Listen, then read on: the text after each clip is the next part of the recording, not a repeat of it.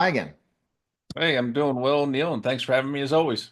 All right, so let's kind of just dive deeper into our topic today. We're going to talk about veteran services after retiring from the military, after the transition. It is not easy to get the entire list or figure out the entire list of finding services that are available for veterans after they retire. This is true. I mean, we're talking about over 50,000 possibly veteran support organizations out there. Ideally, the number one thing you should do, especially if you haven't done it already, is do your VA claim. Get registered with the VA, get in the VA health system.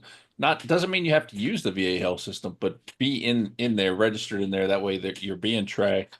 You're part of the numbers when we're looking at veterans and things like that. But there are so many different benefits that you qualify for as a veteran that you need to start with the VA. Get your disability, get your self in the system, and then start looking to see what is available out there for you from the VA that you might be able to use. That'd be starting point number one. Then after that, there's tons of organizations that you can look at for additional services and things like that. And how many services are out there? Like what is there is definitely a lot of things that maybe you didn't think about when you transitioned, right? Yeah, so when we started the podcast, we were told there was like almost 45, 43, 45,000 veteran support organizations.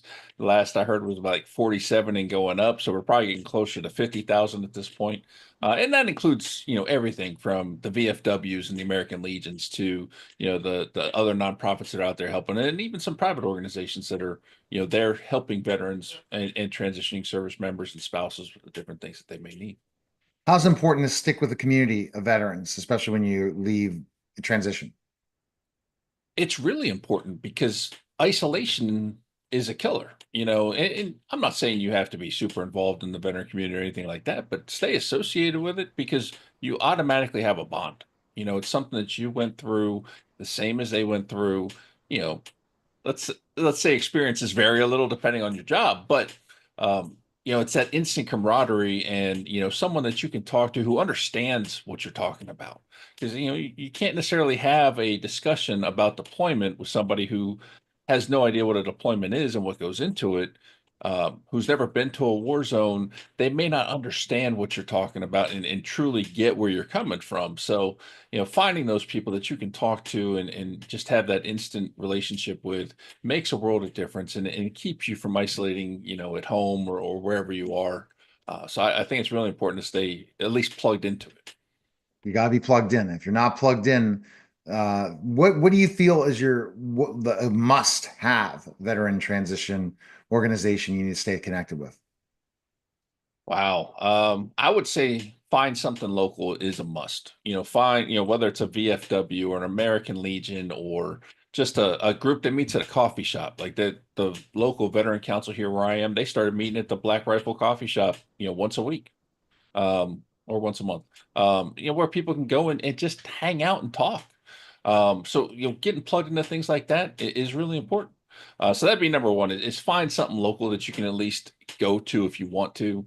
Something that you can, people know who you are, and get involved that way. And then, depending on what your needs are above and beyond that, there's tons of great organizations nationwide that I would encourage you to get involved with.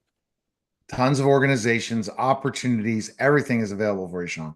It sounds like, and then that's the best part of it. And when you stay connected, that's going to help your mental health. Oh, absolutely. You can get trapped inside your own brain very, very easily, and no matter what walk of life you're in.